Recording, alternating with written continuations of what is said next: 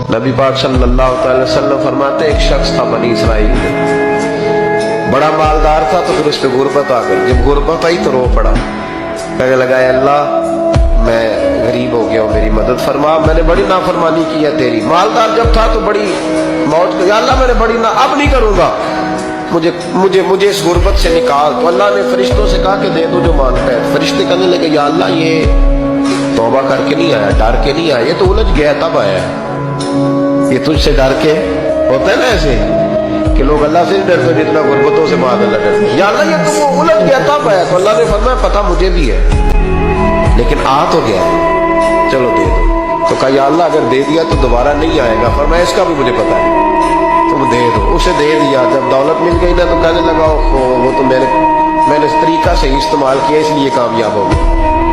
پھر کچھ وقت گزرا تو پھر الجھ گیا، پھر قرضے چڑھ گئے، پھر سارے علاج کر کہنے لگا یا اللہ اب نہیں کرتے، ہم معاف کر دے۔ 70 دفعہ توبہ کی اور 70 دفعہ توڑی۔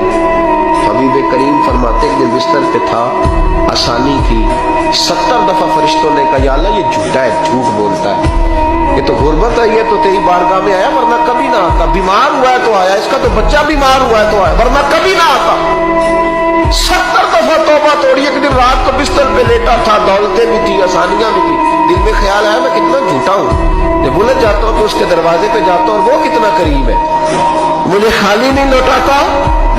تڑپ اٹھا، آنسو نکل گئے، اٹھ کے مصلے پہ کھڑا ہوا تو رب کریم نے فرشتوں سے فرمایا کھول کے دیکھو دروازے، آج یہ غربت کی وجہ سے نہیں آیا، آج میرا بن کے آیا ہے۔